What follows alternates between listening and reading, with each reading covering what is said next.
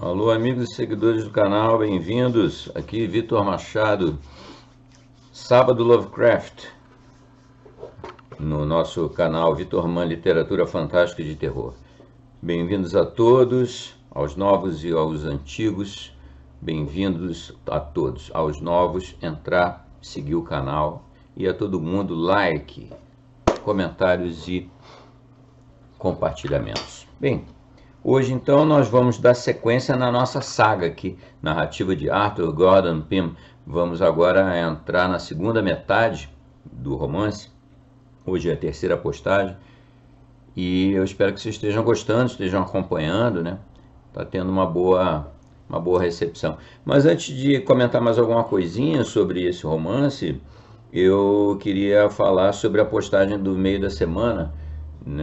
Na quarta-feira nós fizemos uma postagem que eu considerei muito bacana, que foi a do R.F. Luquette, né? Aquele livro dele, Contos, uma antologia de contos de terror, Noite Diabólica, publicado originalmente lá em 63. Eu me empenhei bastante para fazer ela o mais pulp possível, né?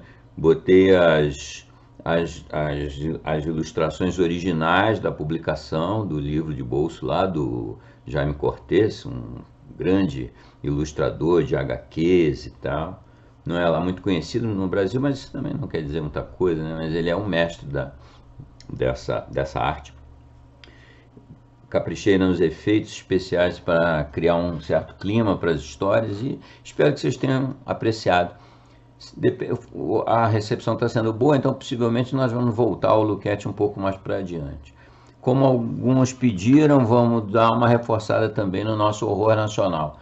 Tenho postado já bastante coisa, vocês deem uma olhada aqui na playlist Horror Nacional, né? Mas fiquei bem feliz com o resultado. Muito bem, então hoje é a sequência da narrativa de Arthur Gordon Pym. Eu já falei bastante, não vou botar as manjadas cards aqui nos remetendo ao Edgar Allan Poe, e já está crescendo também a playlist Arthur Gordon Pym. Para quem não começou ainda a assistir, é a chance agora de pegar lá o primeiro episódio, primeira postagem, né? Foram diversos capítulos, a segunda também, chegamos até o capítulo 11, e agora nós vamos pegar os capítulos 12 a 17, e no próximo sábado a gente termina. Esse romance é de fato incrível, né? Eu queria comentar sobre um aspecto, né? Eu já falei en passant sobre ele em postagem anterior. Existe muito debate sobre um excesso de dado técnico que tem na narrativa. O que se percebe, pelo menos é a minha opinião, o que se percebe ao longo da leitura é que o Edgar Allan Poe ele teve a intenção, claramente, de alternar. Isso vocês podem discordar ou concordar e opinar aqui, que a ideia é bom, que alavanca o canal, né? Mas eu percebo que existe uma alternância nítida entre blocos de explanação técnica sensu lato, né? Porque na postagem anterior tinha muita informação de fato técnica naval na segunda postagem, nos capítulos ali. Nesta tem muita gente pode achar talvez enfadonho aquela descrição dele o tempo todo da navegação, porque agora nessa terceira parte aqui a gente começa a ir para a parte antártica da aventura, né? Então eles são resgatados e vão para uma escuna que está indo para o sul e que de repente se mete na empreitada. Eu já vinha com esse plano, né? Com a empreitada de alcançar o Polo Sul. Então essa é a batida daqui até o fim da aventura. E ele vai descrevendo a vinda. Primeiro ele gasta um bom tempo fazendo um histórico das tentativas da humanidade de alcançar o Polo Sul, que isso era uma questão científica muito importante nessa época que a obra foi escrita, né, 1838. Isso era uma coisa que motivava a humanidade inteira. E ele então dedica boas páginas a um desfilar de eventos históricos, as tentativas de alcançar o Polo Sul, né? Havia uma dúvida se havia um continente ali ou se era mar congelado como é no Polo Norte. E essa dúvida ainda existia nessa época que a história foi escrita. Então tem esse conteúdo técnico, por assim dizer, não é técnico, mas é histórico, não é exatamente a narrativa da trama. E depois aí ele começa a descrever o avanço do navio que ele está na direção do Polo Sul.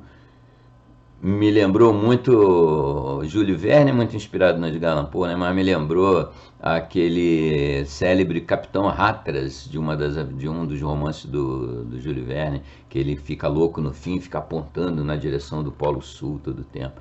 Me lembrou bastante essa imagem. Essa é uma imagem que eu gravei na minha infância, fiquei bem impressionado. Então, ele descreve o tempo inteiro em termos de longitude e latitude. Isso pode parecer enfadonho também. Mas veja, não há muito o que fazer. Se você está numa viagem, você está num texto que relata uma odisseia naval na direção em qualquer direção, né, pelo oceano, você tem que estar descrevendo, senão você não fica sabendo onde é que tu tá, né? Quando eu era criança e lia muito Júlio Verne, eu adorava pegar um atlas e ficar olhando pelas menções X graus de latitude oeste, não sei quantos graus de latitude norte ou sul. Eu adorava, ficava acompanhando no atlas para saber por onde que estava indo, né? Nesse caso do Gordon Pym é a mesma coisa, dá vontade de fazer exatamente a mesma coisa. Mas então, no resumo, eu percebo que o Edgar Allan Poe ele montou esse romance alternando blocos técnicos ou de explanação que não é a sequência da trama e a trama em si. Então vai alternando blocos assim. E quando vai para a narrativa, aí é uma sequência, como eu já falei na postagem anterior, uma sequência de horrores, uma paleta de horrores, cada hora um tipo de horror. Começa de pequenos e vai até imensos, que vocês vão ver na epopeia, na magnífica conclusão do romance, né, na semana que vem. Mas ele vai mudando de horrores do que acontece. No início, nessa postagem de hoje, no início você tem uma situação realmente horrível, que vocês vão ver, não vou dar detalhes porque estraga um pouco. E depois, no fim, em meio a tantas latitudes e longitudes e tanta informação que escapa a pura narrativa, surge lá um outro horror que eu também não vou dizer. Nesse eles ainda conseguiram se livrar, já dei pista demais, tá? Tô dando dica demais. Mas então é isso. Eu tô vendo assim, sabe? É uma alternância de blocos técnicos com blocos narrativos, blocos técnicos, blocos narrativos, sendo que os narrativos são uma mutação de horrores, cada hora um tipo. Vamos ver o que vocês acham, vocês podiam comentar aí para a gente debater um pouquinho. Bem, é isso aí, abração a todo mundo, saudações, fiquem bem neste gelado, tá combinando bem com a história, indo lá para o Polo Sul. Esse gelado fim de semana aqui, nós estamos na faixa dos 2 graus em Curitiba. Bem, fiquem bem, no frio ou no calor, e vamos lá, a terceira parte da narrativa de Arthur Gordon Pym. Abraço a todo mundo, saudações. A narrativa de Arthur Gordon Pym, Edgar Allan Poe, 1938. Terceira postagem, capítulos 12 a 17. Capítulo 12. Algum tempo antes, eu já havia passado a refletir sobre a perspectiva de sermos reduzidos a essa extremidade última e tomara secretamente a resolução de suportar a morte, de qualquer forma ou sob quaisquer circunstâncias, de preferência a adotar semelhante recurso. E tal resolução não era, no menor grau, enfraquecida pela intensidade da fome que me devorava. Nem Peters nem Augusto haviam escutado a proposta. Portanto, Chamei Parker de lado e, rogando mentalmente a Deus forças para dissuadi-lo do horrível objetivo que entretinha, discuti com ele prolongadamente da maneira mais suplicante, pedindo-lhe por tudo quanto é sagrado e instando-o por meio de toda espécie de argumentos que o caso extremo sugeria para abandonar a ideia e não mencioná-la a nenhum dos outros dois. Ele ouviu tudo o que eu disse, sem tentar responder a qualquer dos meus argumentos, e eu começava a esperar que o tivesse convencido, tal como desejava. Mas, quando terminei de falar, replicou-me que sabia muito bem ser verdade tudo quanto eu dissera. Lançar mão de tal recurso era, de fato, a mais horrível alternativa que podia apresentar-se ao cérebro humano. Mas ele havia suportado tudo, até o ponto em que a natureza humana se podia sustentar. Era desnecessário que todos perecessem, desde que, pela morte de um, era possível e mesmo provável que os restantes fossem finalmente salvos. Acrescentou que eu poderia evitar-me de tentar desviá-lo dessa intenção, pois estava completamente decidido a isso, antes mesmo do aparecimento do navio, e só o fato de haver aquele surgido à vista o impedira de mencionar antes este propósito. Roguei-lhe então que, se não podia ser convencido a abandonar tal desígnio, pelo menos o adiasse, pois algum barco ainda podia vir em nosso socorro. Reiterei de novo todos os argumentos que pude encontrar e que julguei capazes de influenciar uma pessoa daquela natureza bruta. Ele, em resposta, disse que só falara no último momento possível, que não podia resistir mais tempo sem sustento de qualquer espécie e que, portanto, sua sugestão seria tarde em outro dia, pelo menos com relação à sua pessoa. Verificando que nada do que eu lhe pudesse dizer em tom humilde o demoveria, assumi então procedimento diferente. Falei-lhe que ele bem devia saber que eu sofrera menos que os outros em consequência de nosso desastre, e, portanto, minha saúde e minha força naquele momento eram bem maiores do que as dele, Peters ou Augusto.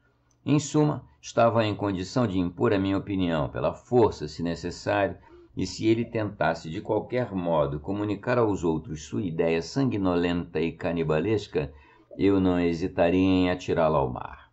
E isso ele imediatamente me agarrou pela garganta e, puxando de uma faca, fez diversas tentativas inúteis para ferir-me no estômago, crime que só a exaustiva debilidade o impediu de consumar. Entrementes, levado a um acesso de cólera, arrastei-o para a murada do navio, com a plena intenção de atirá-lo à água.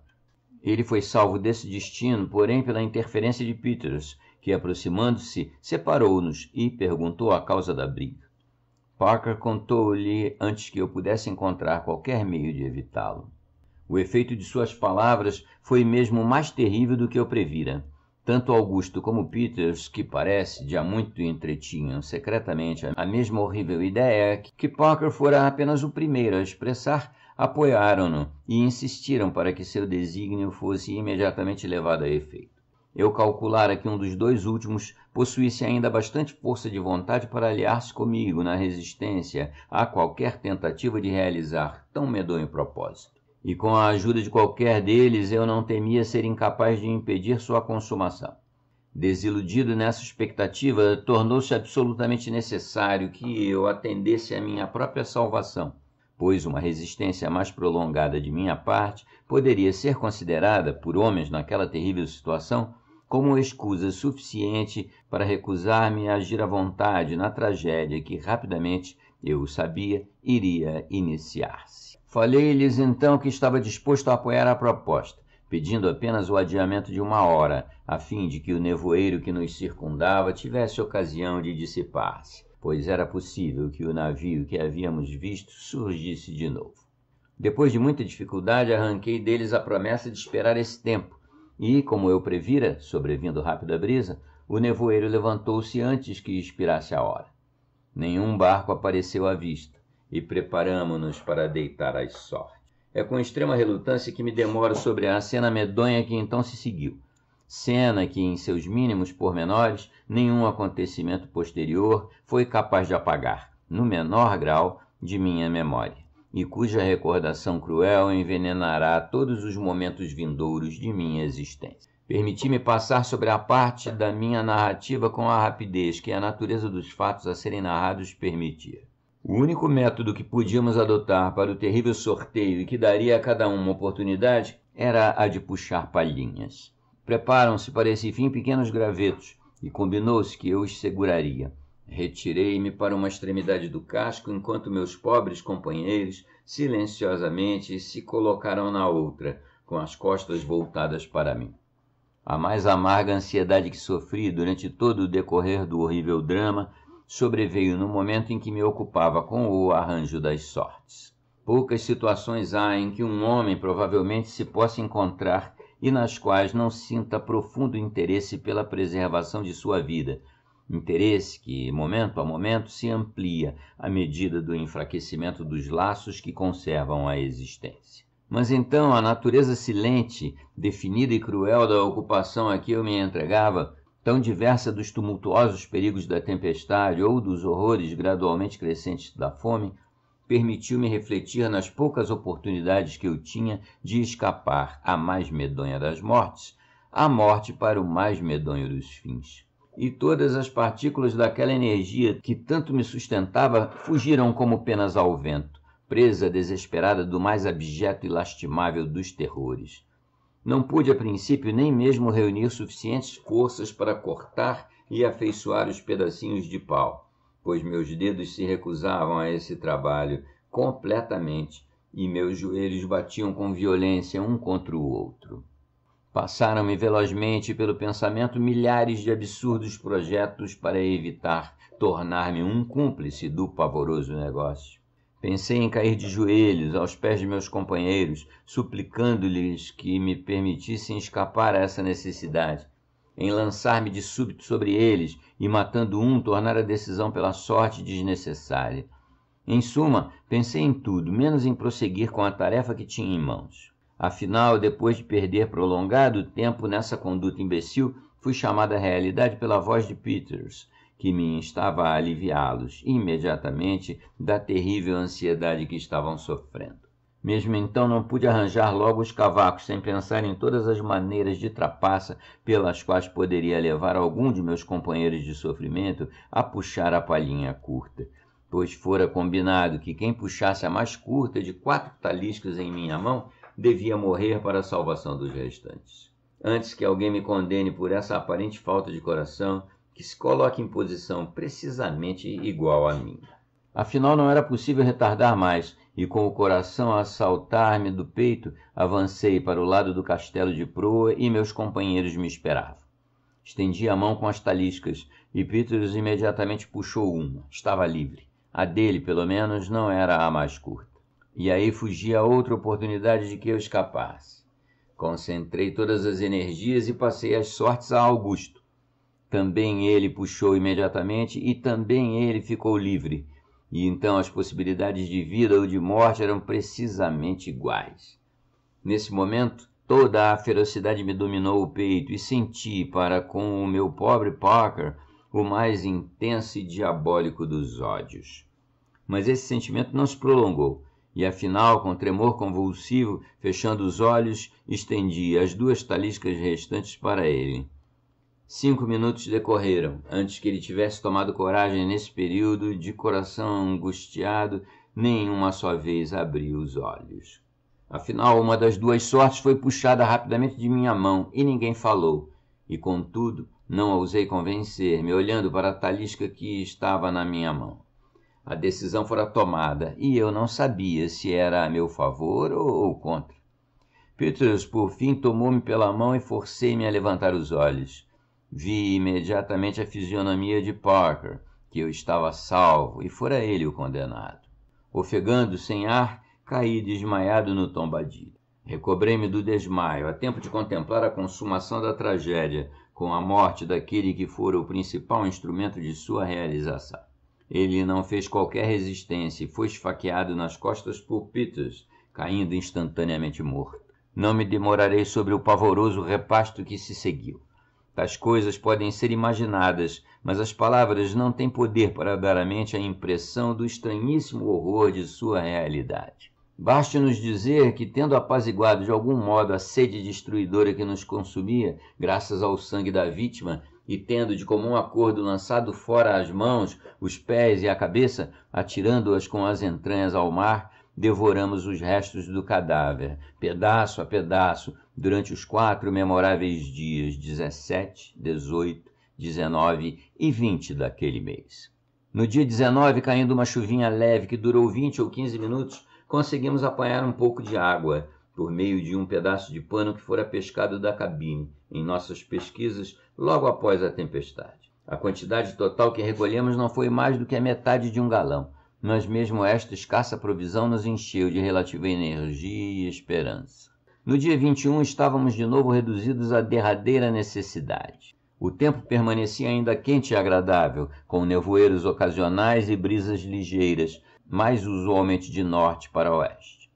No dia 22, como estivéssemos sentados bem junto uns dos outros, refletindo sombriamente em nossa lamentável condição, atravessou meu espírito num fulgor uma ideia que me inundou de esplendente clarão de esperança.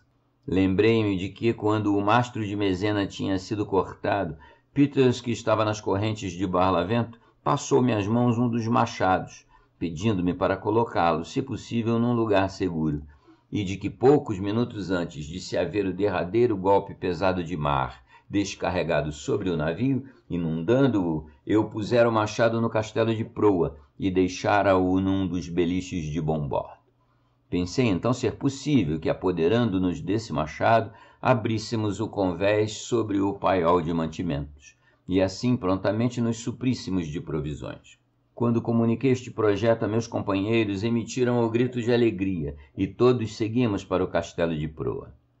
A dificuldade de descer ali era maior do que a de baixar a cabine, sendo a entrada muito menor, pois não se devem esquecer que todo o cavername em torno da escotilha da escada da cabine tinha sido removido, ao passo que a passagem para o castelo de proa, sendo uma simples escotilha de apenas 90 centímetros quadrados, permanecera intacta. Não hesitei, contudo, em descer, e tendo sido amarrada uma corda em torno de meu corpo, como antes, mergulhei ousadamente, os pés em primeiro lugar. Abri caminho essas para o beliche, e à primeira tentativa alcancei o machado. Fui saudado com a alegria e o triunfo mais extáticos, e a facilidade com que aquilo foi alcançado era olhada como um presságio de nossa salvação definitiva. Começamos então a atacar o convés com toda a energia de uma esperança reacesa. Peters e eu fazendo uso do machado por turnos, pois o braço ferido de Augusto não lhe permitia que nos prestasse auxílio de qualquer espécie. Como estivéssemos tão fracos a ponto de mal podermos ficar de pé sem apoio, e só pudéssemos, consequentemente, trabalhar 1 minuto ou 2 sem descansar, logo se tornou evidente que seriam necessárias muitas horas para levar a cabo nossa tarefa. Isso é, abrir uma abertura suficientemente larga para permitir livre acesso ao paiol de mantimentos. Essa consideração, contudo, não nos desencorajou, e, trabalhando a noite inteira à luz da lua, conseguimos levar a efeito nosso intento ao raiar do dia 23. Peters se ofereceu então para descer, e, tendo feito todos os preparativos como antes, desceu e logo voltou, trazendo consigo um pequeno jarro, que, para grande alegria nossa, se achavam azeitonas. Tendo-as distribuído entre nós e devorado com a maior gulodice, tratamos de fazer Peters descer de novo. Desta vez alcançou ele êxito muito além de nossas maiores expectativas, voltando logo com um grande presunto e uma garrafa de vinho da Madeira. Deste, cada um de nós bebeu apenas um moderado gole, tendo aprendido por experiência própria as perniciosas consequências de beber demasiado sem medida. O presunto, exceto cerca de 2 libras perto do osso, não estava em condições de ser comido, tendo ficado inteiramente estragado pela água salgada. A parte sã foi dividida entre nós. Não tendo sido capazes de conter seu apetite, Peters e Augusto comeram sua parte, no mesmo instante, mas eu fui mais cauteloso e comi apenas pequena porção da minha, temendo a sede que eu sabia haveria de seguir-me. Descansamos pouco de nosso labor, que havia sido intoleravelmente rude. Pelo meio-dia, sentindo-nos um tanto revigorados e repousados, renovamos nossa tentativa de recolher provisões, descendo alternativamente eu e Peters, e sempre com mais ou menos êxito até o pôr do sol. Durante esse tempo tivemos a boa sorte de trazer ao todo mais 4 pequenas botijas de azeitonas, outro presunto, um garrafão contendo quase 3 galões de excelente vinho do Cabo da Madeira e, ao que nos deu ainda maior satisfação, uma pequena tartaruga da espécie Galápagos, muitas das quais haviam sido postas a bordo pelo capitão Barnard, quando o Grampus estava deixando o porto, tendo-as recebido da escuna Mary Pitts, que acabava de chegar de uma viagem ao Pacífico, de pesca. Em parte subsequente desta narrativa, terei frequentes ocasiões de mencionar esta espécie de tartaruga. Encontra-se principalmente, como a maior parte de meus leitores pode saber, no grupo de ilhas chamadas Galápagos, que realmente derivam seu nome do animal, significando a palavra galápago, uma espécie de tartaruga de água doce. Por causa de sua forma característica e de sua maneira de agir, chamam-nas muitas vezes de tartarugas elefante. Encontram-se algumas de enorme tamanho. Eu mesmo tenho visto muitas que pesariam de 1.200 a 1.500 libras, embora não me recorde que algum navegante conte que as tenha visto pesando mais de 800 libras. Seu aspecto é singular e mesmo repelente. Seus passos são muito lentos, medidos e pesados, elevando-se seu corpo a cerca de 30 centímetros acima do solo. Seu pescoço é comprido e excessivamente fino, de 45 a 60 centímetros e um comprimento bem comum. E eu matei uma cuja distância do ombro à extremidade da cabeça não era de menos de 1,15 m. A cabeça tem uma semelhança chocante com a de uma serpente. Podem viver sem comida por um período de tempo quase inacreditável, conhecendo-se exemplos em que têm sido lançadas no porão de um navio, ali ficando 2 anos sem nutrição de qualquer espécie, tão gordas a todos os efeitos e em tão bom estado ao terminar o prazo como quando ali foram postas a princípio. Nesse particular, esses extraordinários animais se assemelham ao dromedário ou camelo do deserto. Numa bolsa na raiz do pescoço, carregam elas constante provisão de água. Em algumas delas, matando-as depois de terem estado todo um ano privadas de qualquer nutrição, têm sido encontradas nessas bolsas cerca de uns 3 galões de água perfeitamente doce e fresca. Seus alimentos são principalmente salsa selvagem e aipo, com beldroega, barrilha e cacto, havendo grande abundância deste último, de que elas se aproveitam maravilhosamente nas encostas, perto da praia, onde o animal é encontrado. São um alimento excelente e altamente nutritivo e tem servido, sem dúvida, de meio de conservação das vidas de milhares de marinheiros empregados na pesca da baleia e outras ocupações no Pacífico. A que tivéramos a boa sorte de trazer do paiol de mantimentos não era lá muito grande, pesando provavelmente 65 ou 70 libras. Era fêmea, em ótimas condições, extremamente gorda e tendo mais de 1/4 de galão de água doce e clara no seu saco.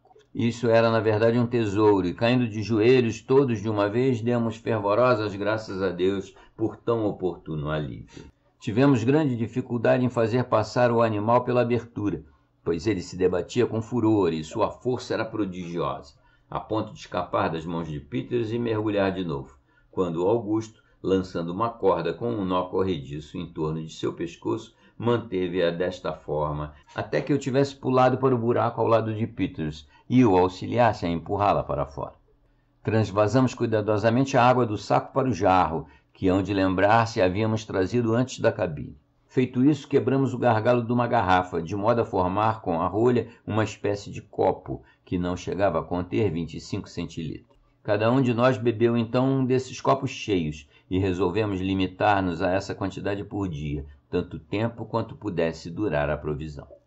Durante os 2 ou 3 últimos dias, tendo o tempo ficado seco e agradável, as cobertas que havíamos trazido da cabine, bem como nossas roupas, haviam secado inteiramente, de modo que passamos essa noite, a do dia 23, em relativo conforto, gozando um tranquilo repouso depois de havermos ceado lautamente azeitonas e presunto, com um pequeno gole de vinho. Receosos de ver nossas provisões arrebatadas pelo mar durante a noite, no caso de levantar-se uma brisa forte, amarramo-las da melhor forma com as cordas aos fragmentos do molinete. Nossa tartaruga, que tínhamos o maior interesse em conservar viva, tanto tempo quanto pudéssemos, viramo-la de costas e, além disso, prendemo-la cuidadosamente. Capítulo 13, julho 24. Esta manhã nos encontrou maravilhosamente restabelecidos de coragem e força física. Não obstante a situação perigosa em que ainda nos achávamos colocados, ignorando nossas posições, embora certamente a grande distância da terra, sem mais alimento do que o necessário para uma quinzena, mesmo racionado, quase inteiramente sem água e flutuando para cá e para lá, à mercê de todos os ventos e ondas, sobre o destroço mais miserável do mundo. Contudo, as angústias e perigos infinitamente mais terríveis de que tínhamos sido tão recente e providencialmente libertados, levavam-nos a olhar aquilo que agora suportávamos como um mal apenas um pouco maior do que o costumeiro, tão estreitamente relativos são o bem e o mal. Ao raiar do sol, estávamos nos preparando para renovar nossas tentativas de arranjar alguma coisa do paiol de mantimentos, quando, tendo sobrevindo uma forte chuvada, com alguns relâmpagos, voltamos nossa atenção para a coleta de água, por meio que tínhamos usado antes para esse fim. Não tínhamos outros meios de recolher a chuva, além de manter o pano com uma das chapas do porta-ovens no meio. A água, assim conduzida para o centro, era drenada para o nosso jarro. Já o havíamos quase enchido desta maneira, quando uma forte rajada vinda do norte obrigou-nos a desistir, pois o casco começava mais uma vez a jogar tão violentamente que não nos podíamos conservar em pé.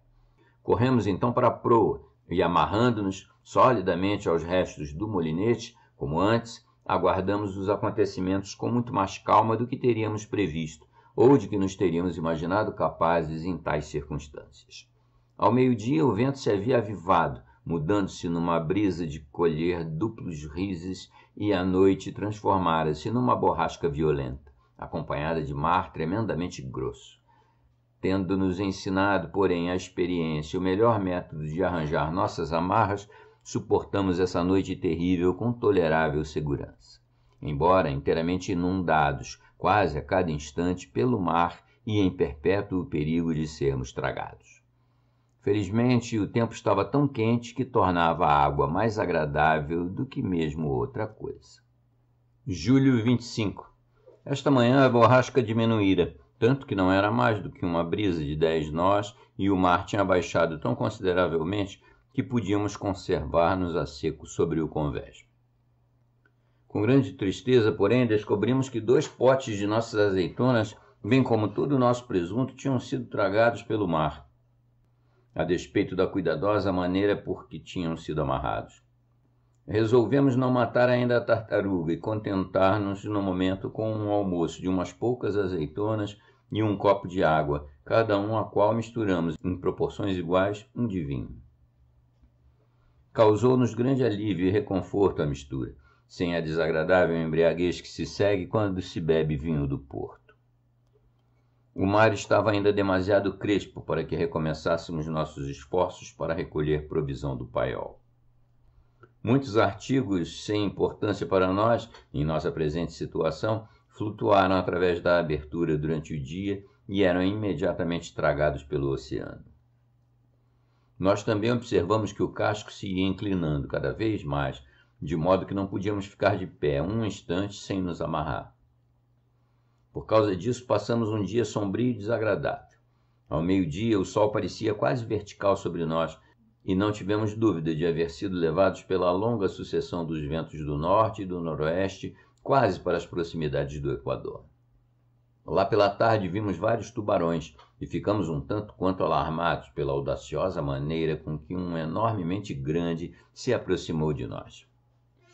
Em certo instante, como uma guinada houvesse lançado o casco muito abaixo da água, um monstro ficou realmente a nadar acima de nós, debatendo-se por momentos bem sobre a escotilha de passagem e batendo violentamente com a cauda em Peters.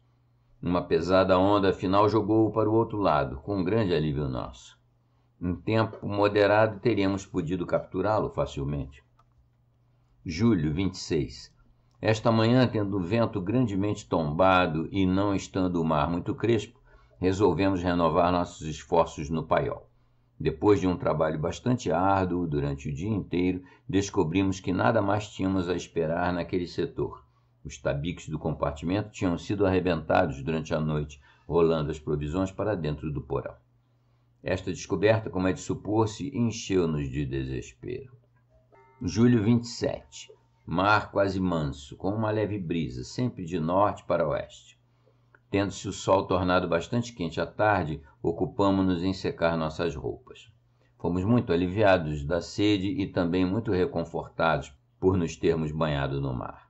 Neste banho, porém, fomos forçados a usar de grande cautela, receosos dos tubarões, muitos dos quais foram vistos nadando em torno do brigue durante o dia. Julho 28. Bom tempo ainda. O brigue começou agora a inclinar-se tão alarmantemente que receamos que ele se virasse de todo, de fundo para cima. Preparamo-nos o melhor que podíamos para esta emergência, amarrando nossa tartaruga, nosso jarro de água e os 2 restantes potes de azeitonas, tão distantes quanto possível, a barlavento, colocando-os por fora do casco, abaixo dos grandes porta-ovens. O mar muito manso o dia todo, com pouco ou nenhum vento. Julho 29. Continuação do mesmo tempo. O braço de Augusto começou a mostrar sintomas de gangrena. Queixa de entorpecimento e de sede excessiva, mas não de dores agudas. Nada podíamos fazer para aliviá-lo, a não ser esfregar suas feridas com um pouco do azeite das azeitonas, sem que disso parecesse resultar grande benefício.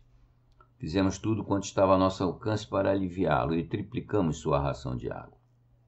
Julho 30. Dia excessivamente quente, sem vento. Um enorme tubarão conservou-se junto ao casco durante toda a manhã. Fizemos várias tentativas infrutíferas para capturá-lo por meio de um nó corrediço. Augusto muito pior, e evidentemente enfraquecendo-se cada vez mais, tanto por falta de alimentação conveniente como por efeito de seus ferimentos. Suplicava a cada instante que o livrássemos de seu sofrimento, nada mais desejando senão a morte. Esta tarde comemos nossas derradeiras azeitonas e encontramos a água na nossa tina tão pútrida que não podíamos engoli-la absolutamente, sem que lhe misturássemos vinho. Resolvemos matar nossa tartaruga na manhã seguinte. Julho 31. Depois de uma noite de excessiva ansiedade e fadiga, devido à posição do casco, pusemo-nos a matar e a cortar em pedaços a nossa tartaruga. Verificou-se que ela era muito menor do que tínhamos suposto, embora de boa qualidade. Não atingia toda a carne que dela retiramos a mais de 10 libras. Tendo em vista reservar uma parte o maior tempo possível, cortamo-la em pedaços finos e a colocamos nos nossos 3 potes restantes de azeitonas e na garrafa de vinho, que havíamos preciosamente conservado, derramando por cima o azeite das azeitonas. Dessa maneira guardamos cerca de 3 libras da tartaruga, não tencionando tocar-lhe até termos consumido o restante. Resolvemos limitar-nos mais ou menos a 100 gramas de comida por dia. Dessa forma, todo o alimento poderia durar uns 13 dias. Uma chuvarada acompanhada de fortes trovões e relâmpagos caiu ao anoitecer, mas durou tão pouco tempo que só conseguimos recolher 25 centilitros de água. Toda ela, por comum acordo, foi dada a Augusto, que parecia encontrar-se agora na derradeira extremidade.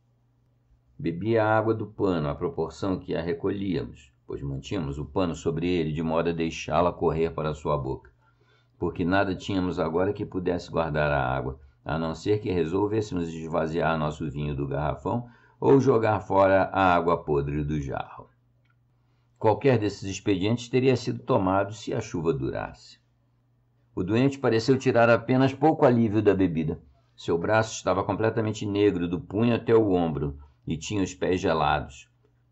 Esperávamos a cada momento vê-lo dar o último suspiro. Estava horrivelmente emagrecido, tanto que, embora pesasse 127 libras ao deixar Nantucket, não tinha agora mais do que 40 ou 50 no máximo. Tinha os olhos encovados, visíveis apenas, e a pele de suas bochechas pendia tão frouxa que o impedia de mastigar qualquer alimento, ou mesmo de engolir qualquer líquido, sem grande dificuldade. Agosto 1º. Continuação do mesmo tempo calmo, com um sol opressivamente quente. Excessiva tortura da sede, estando a água do jarro absolutamente podre e fervilhante de bichos. Conseguimos, não obstante, engolir certa porção dela, misturando-a com vinho. Nossa sede, porém, apenas se acalmou um pouco. Encontramos alívio banhando-nos no mar, mas não podíamos valer-nos do expediente a não ser a longos intervalos, por causa da contínua presença dos tubarões. Víamos agora claramente que Augusto não podia ser salvo. Estava evidentemente morrendo. Nada podíamos fazer para aliviar seus sofrimentos, que pareciam ser enormes. Cerca de 12 horas ele expirou, entre fortes convulsões e sem ter falado durante horas. Sua morte encheu-nos dos mais sombrios pressentimentos e tamanho efeito teve sobre nossos espíritos que ficamos sentados, imóveis, junto ao cadáver durante o dia inteiro, sem que jamais nos dirigíssemos um ao outro a não ser em voz baixa. Foi somente algum tempo depois do escurecer que tomamos coragem de levantar-nos e lançar o corpo pela borda. Estava então inexprimivelmente pesado e tão apodrecido que, no tentar Peters levantá-lo, uma perna inteira ficou-lhe na mão. Quando aquela massa putrefata deslizou sobre o lado do navio para dentro da água de luz fosfórica de que já estava cercada, plenamente nos mostrou 7 ou 8 grandes tubarões, cujo matraquear horrível dos dentes, quando sua presa foi dilacerada por eles, podia ter sido ouvido à distância de 1 milha. Ouvindo esse ruído, fomos penetrados de horror até o mais íntimo do nosso ser. Agosto 2. A mesma calma terrível, o mesmo calor excessivo. A madrugada encontrou-nos num estado de lastimável abatimento e de completo esgotamento físico. A água do jarro era agora completamente inutilizável, não passando de espessa massa gelatinosa, nada mais do que vermes de horrível aspecto misturados com limo. Atiramo-o lá fora e lavamos o jarro no mar, depois de haver derramado nele algumas gotas do azeite de nossas botijas de tartaruga picada. Mal podíamos agora suportar a sede, e em vão tentávamos com o vinho, que só parecia juntar combustível às chamas, nos excitava a um alto grau de embriaguez. Tentamos depois aliviar nossos sofrimentos misturando o vinho com água do mar. Isso instantaneamente provocou em nós as mais violentas náuseas, de modo que não mais o experimentamos. Durante todo o dia, ansiosamente, buscamos uma oportunidade para banhar-nos, mas foi inútil, pois o casco estava agora inteiramente sitiado por todos os lados pelos tubarões, sem dúvida os mesmos monstros que tinham devorado o nosso pobre companheiro na noite anterior, e que se achavam em contínua expectativa de outro festim semelhante. Esta circunstância causou-nos a saudade mais amarga e encheu-nos dos mais deprimentes e melancólicos presságios. Havíamos experimentado indescritível alívio banhando-nos, e estava além de nossas forças suportar o ficar privados desse recurso de maneira tão terrível. Aliás, não estávamos inteiramente livres do temor do imediato perigo, pois o mais leve deslize ou falso movimento poderia lançar-nos imediatamente ao alcance daqueles vorazes peixes que frequentemente se atiravam sobre nós, nadando para a sotavento. Nem gritos nem esforços de nossa parte pareciam alarmá-los, mesmo quando um dos maiores foi atingido por Peters com uma machadada e gravemente ferido. Mesmo assim, persistiu em suas tentativas de atirar-se onde estávamos. Uma nuvem apareceu ao escurecer, mas, para nossa extrema angústia, passou sobre nós sem desfazer-se. É inteiramente impossível conceber nossas torturas de sede nessa ocasião. Passamos uma noite em claro, quer por causa disso, quer por medo dos tubarões. Agosto 3. Nenhuma perspectiva de alívio e o brigue inclinava-se ainda mais e mais, de modo que agora não podíamos dar um passo sequer sobre o convés. Ocupamo-nos em pôr a salvo o nosso vinho e a carne da tartaruga, a fim de não os perder caso o navio revirasse. Arrancamos 2 fortes pregos dos porta-ovens e, por meio do machado, pregamo-los no casco de barlavento, a uns 2 pés da água, o que não ficava muito distante da quilha, pois estávamos quase de lado. A estes pregos amarramos nossas provisões, que assim pareciam estar mais a salvo do que na sua antiga posição por baixo das correntes. Torturados grandemente pela sede durante o dia inteiro, nenhuma oportunidade de banhar-nos por causa dos tubarões, que não nos abandonavam um momento sequer. Impossível dormir. Agosto 4. Um pouco antes do raiar do dia, percebemos que o navio estava girando e tratamos de evitar ser lançados ao mar por esse movimento.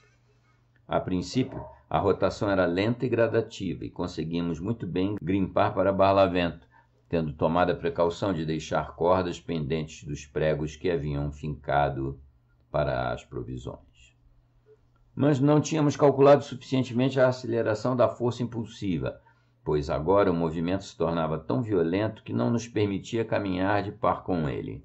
E, antes que qualquer um de nós percebesse o que ia acontecer, vimos-nos jogados furiosamente no mar, debatendo-nos a muitas braças abaixo da superfície e com o enorme casco justamente sobre nós. Ao mergulhar na água, fora obrigado a largar a corda, e, descobrindo que me achava completamente por baixo do navio e com as minhas forças quase exaustas, fiz apenas leve esforço para salvar a vida e resignei-me em poucos segundos a morrer. Mas aqui, de novo, eu me enganara, não tendo levado em conta a reviravolta natural do casco para Barlavento. O redemoinho da água que subia, ocasionado por esse giro parcial do navio, me trouxe à superfície ainda mais violentamente do que eu tinha sido submergido. Subindo à tona, achei-me a cerca de 20 jardas do casco, tanto quanto pude julgar. Estava de quilha para cima, rolando furiosamente de um lado para o outro, enquanto o mar, em todas as direções, se mostrava bastante agitado e cheio de violentos torvelinhos. Não podia avistar Peters. Uma barrica de óleo flutuava a pouca distância de mim, e vários outros artigos do brig estavam disseminados em torno. Meu principal terror era agora causado pelos tubarões que sabia estarem na vizinhança. A fim de evitar, se possível, que eles se aproximassem de mim, bati vigorosamente a água com os pés e mãos, enquanto nadava para o casco, formando uma grande massa de espuma.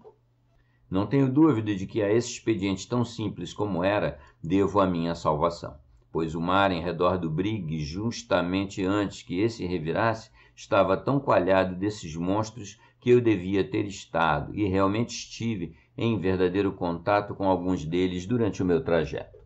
Graças a uma imensa boa sorte, porém, alcancei o costado do navio a salvo, embora tão extremamente enfraquecido pelo violento esforço que empregara, que jamais teria sido capaz de subir para ele, não fosse o oportuno auxílio de Peters, que então, para minha grande alegria, apareceu, tendo trepado para a quilha pelo lado oposto do casco, e lançou-me a ponta de uma corda, uma das quais eu tinha amarrado aos pregos. Mal tínhamos escapado a esse perigo, nossa atenção foi desviada para a terrível iminência de outro, o da completa inanição. Todo o nosso sortimento de provisões tinha sido lançado ao mar, a despeito de todo o nosso cuidado em amarrá-lo, e não vendo sequer remota possibilidade de obter mais algum, demos largas ao nosso desespero, chorando alto como crianças, e sem que nenhum de nós oferecer consolo ao outro.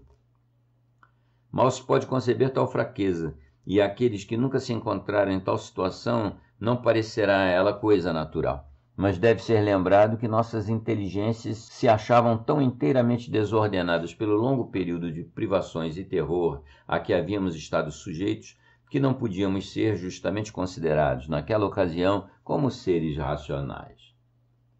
Em perigos subsequentes, quase tão grandes, se não maiores, suportei com fortaleza todos os males de minha situação. E Peters, como se verá, revelou uma filosofia estoica, quase tão incrível como a sua real e infantil indiferença e imbecilidade. A diferença estava na situação mental. A reviravolta do brig, mesmo com a resultante perda do vinho e da tartaruga, não teria, de fato, tornado a nossa situação mais deplorável do que antes, não fosse a desaparição das roupas de cama por meio das quais até então tínhamos podido recolher a água da chuva e do jarro no qual nós a conservávamos quando apanhada, pois encontramos toda a carena a partir de 60 ou 90 centímetros da precinta até a quilha, e toda a própria quilha, coberta de espessa camada de grandes moluscos que nos proporcionaram alimento excelente e altamente nutritivo. Dessa forma, sob dois importantes aspectos, o acidente que nos atemorizara tanto demonstrou ser mais benéfico do que prejudicial. Abrira para nós um suprimento de provisões que não poderíamos esgotar, usando-o, embora imoderadamente, nem mesmo em um mês, e contribuíra grandemente para aliviar nossa posição, pois estávamos muito mais à vontade, correndo infinitamente menos perigo do que antes. A dificuldade, porém, de obter agora água fazia com que fechássemos os olhos a todos os benefícios da mudança de nossa posição. Para que pudéssemos estar prontos a aproveitar o melhor possível qualquer aguaceiro que sobreviesse, tiramos a camisa e usamos-la como havíamos anteriormente feito com os lençóis, não esperando, sem dúvida, obter desse modo, mesmo nas circunstâncias mais favoráveis, mais do que 1/8 de 25 centilitros de cada vez. Nenhum sinal de nuvens apareceu durante o dia, e as torturas de nossa sede eram quase intoleráveis. À noite, Peters conseguiu dormir, descansando cerca de 1 hora, mas meus intensos sofrimentos não me permitiram pregar olho um só instante. Agosto 5. Hoje uma brisa ligeira se ergueu, levando-nos através de vasta quantidade de algas, entre as quais tivemos a sorte de encontrar 11 pequenos caranguejos, que nos proporcionaram várias refeições deliciosas. Sendo suas cascas completamente moles, comemo-los inteiros e descobrimos que eles provocavam bem menos nossa sede do que os moluscos. Não vendo sinais de tubarões entre as algas, aventuramo-nos também a tomar banho e permanecemos na água durante 4 ou 5 horas, nas quais experimentamos diminuição bastante sensível de nossa sede. Refrescamo-nos bastante e passamos a noite um tanto mais confortáveis do que antes, tendo ambos conseguido dormir um pouco. Agosto 6. Fomos favorecidos hoje por uma chuva contínua que durou do meio-dia até depois do escurecer. Deploramos então amargamente a perda de nosso jarro e de nosso garrafão, pois, a despeito dos poucos meios que tínhamos de apanhar a água, poderíamos ter enchido um, se não mesmo os 2. Seja como for, conseguimos aplacar os ardores da sede, deixando que nossas camisas se encharcassem e depois torcendo-as, até que o líquido salutar se vertesse em nossa boca. Nesta ocupação passamos o dia inteiro. Agosto 7. Justamente ao raiar do dia, descobrimos ambos ao mesmo tempo uma vela a leste e que, evidentemente, se dirigia para nosso lado. Saudamos a gloriosa aparição com um fraco grito de êxtase e começamos ao mesmo tempo a fazer todos os sinais que podíamos, agitando as camisas no alto, pulando tão alto quanto nossa fraqueza nos podia permitir. E mesmo gritando com toda a força de nossos pulmões, embora o navio estivesse a uma distância de 15 milhas, pelo menos.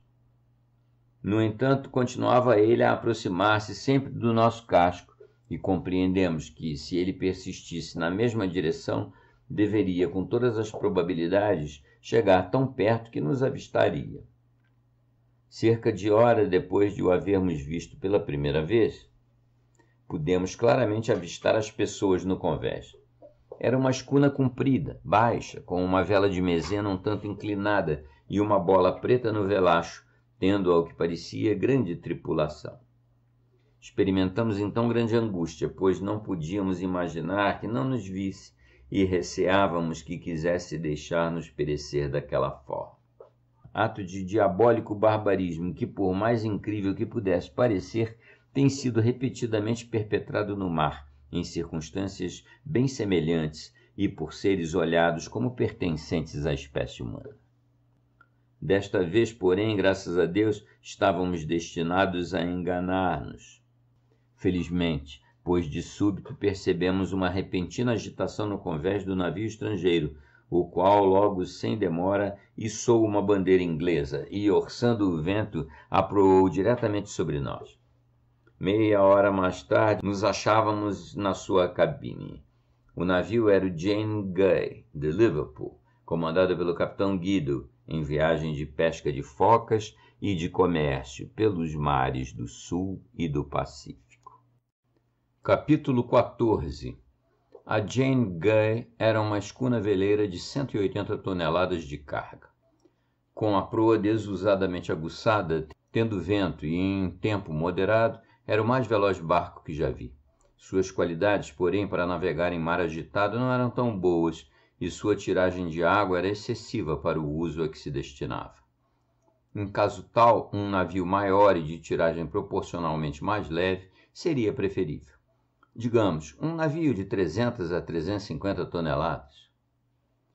Ela deveria ser armada à capa e, em outros aspectos, ter construção diversa da dos navios comuns dos mares do sul. Era absolutamente necessário que tivesse bom armamento.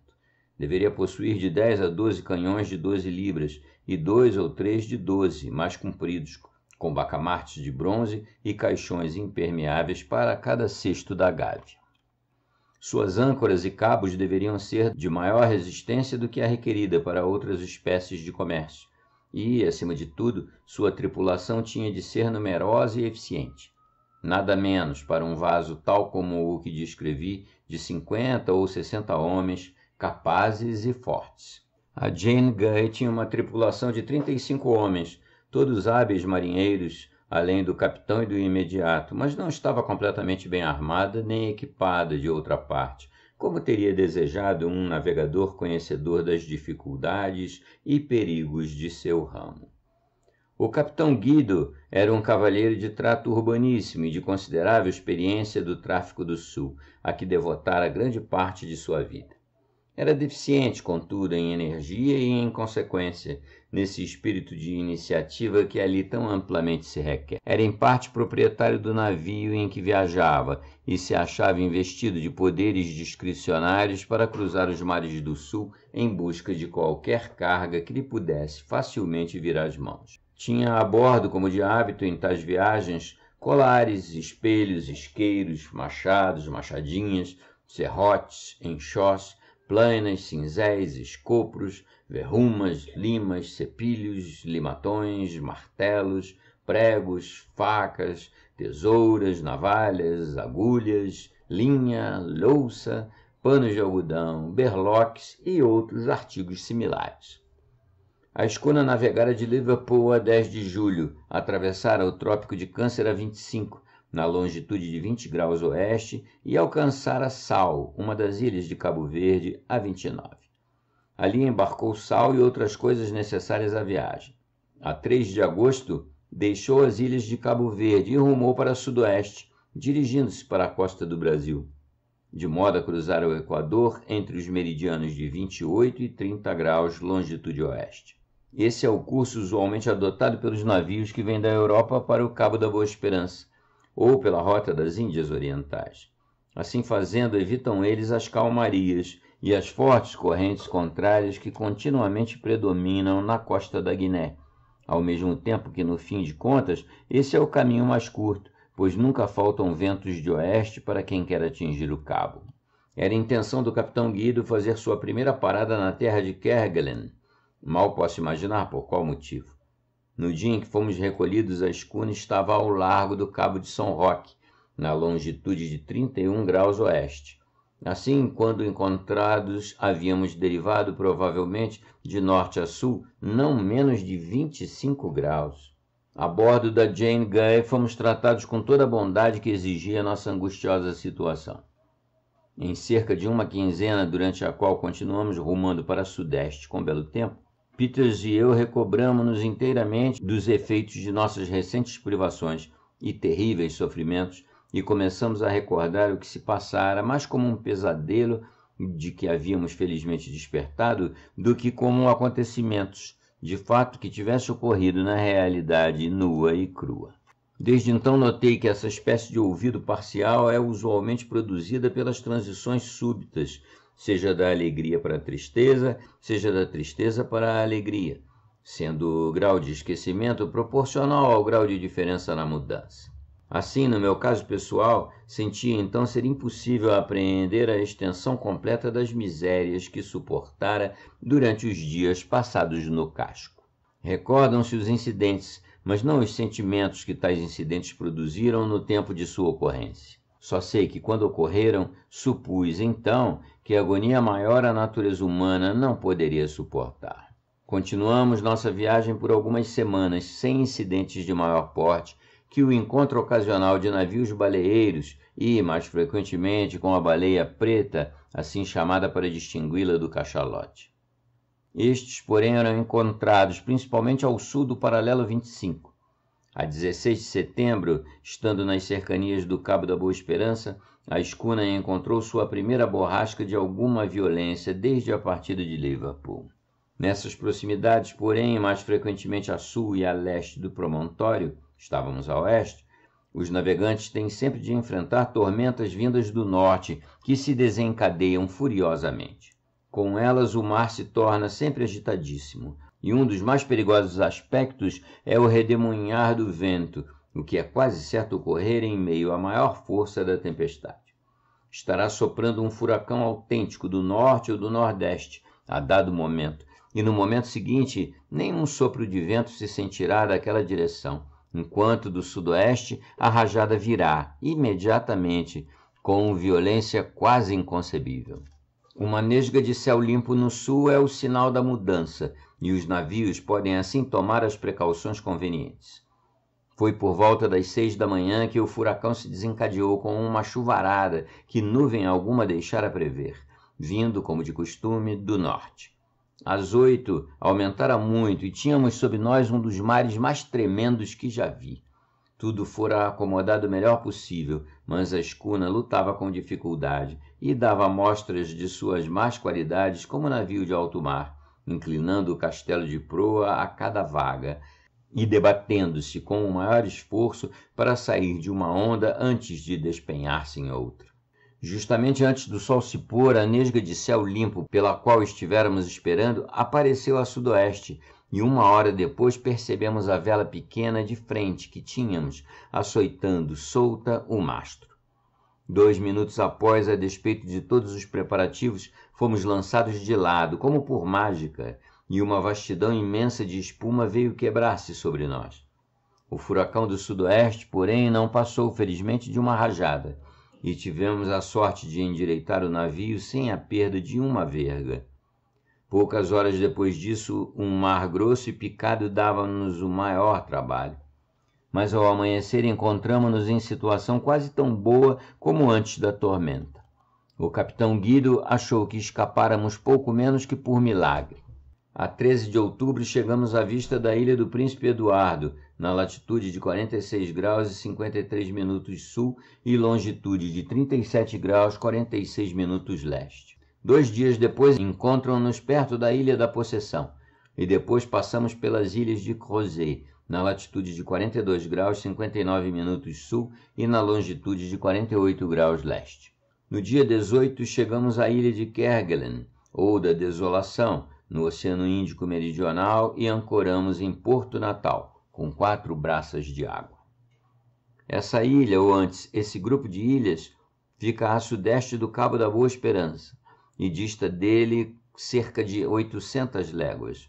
Foi descoberta primeiramente em 1772 pelo barão de Kerguelen, ou Kerguelen, um francês que, achando que aquela terra formava parte de um extenso continente austral, levou à sua pátria tal informação que na época produziu sensação enorme. O governo, interessando-se pelo caso, enviou o barão no ano seguinte para fazer um exame cuidadoso de sua nova descoberta, dando-se então pelo engano. Em 1777, o capitão Cook veio a dar com o mesmo grupo e veio a dar à ilha principal o nome de Ilha da Desolação, título que ela certamente merece. Ao aproximar-se da terra, porém, o navegante pode ser induzido a supor o contrário, pois as encostas de muitas das colinas de setembro a março revestem-se de brilhante verdura. Essa enganosa aparência é causada por uma pequena planta que se assemelha às saxífragas e que é abundante, crescendo em vastos lençóis sobre uma espécie de musgo de pedra. Além dessa planta, raros são os sinais de vegetação na ilha, se excetuarmos alguma relva dura e selvagem nas proximidades do porto, alguns líquens e uma planta que se assemelhava a uma couve passada e que tinha um gosto acre e amargo. O aspecto da região é acidentado, embora nenhuma de suas colinas possa ser considerada elevada. Seus cimos estão perpetuamente cobertos de neve. Há diversos ancoradouros, mas Porto Natal é o mais conveniente. É o primeiro que se encontra do lado nordeste da ilha, depois de passar do Cabo François, que forma a Praia do Norte, e por sua forma especial serve para assinalar o porto.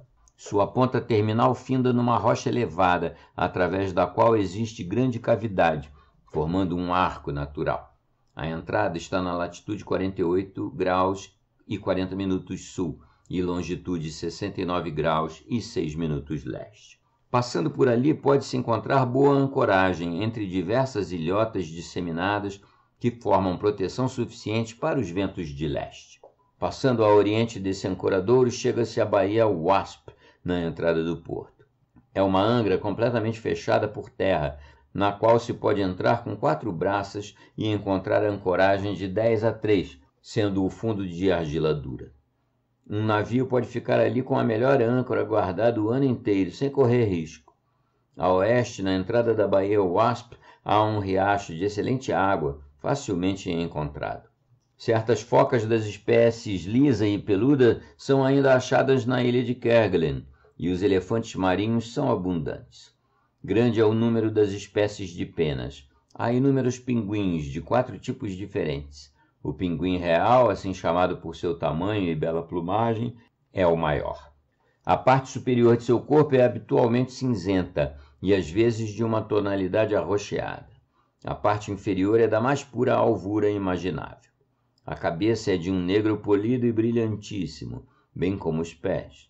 A principal beleza da plumagem, porém, consiste em 2 largas faixas de cor dourada que correm da cabeça até o peito. O bico é longo e cor-de-rosa ou escarlate vivo. Essas aves andam eretas, com imponente majestade. Trazem as cabeças levantadas, com as asas caindo, como 2 braços, e, como a cauda se projeta de seu corpo em linha reta com as pernas, a semelhança com uma figura humana é impressionante, e seria capaz de enganar o espectador a um relancear de olhos casual, ou no lusco-fusco. Os pinguins reais que encontramos na ilha de Kerguelen eram bem maiores que um ganso. As outras espécies são o pinguim macarrão, o pinguim abobalhado e o pinguim gralhador. São eles muito menores em tamanho, menos belos na plumagem e diferentes sobre outros aspectos. Além dos pinguins, muitas outras aves ali se acham, entre as quais corvos marinhos, procelárias azuis, cercetas, patos, galinhas de Port Egmont, corvos verdes, pombos do cabo, gaivotas polares, andorinhas do mar, externas, gaivotas comuns, o pequeno petrel chamado Mother Carey's Chicken, o grande petrel chamado Mother Carey's Goose e, por fim, o albatroz. O grande petrel é do tamanho do albatroz comum e é carnívoro. Frequentemente o chamam quebra-ossos ou águia marinha. Não é absolutamente medroso e, quando devidamente cozido, é saboroso alimento.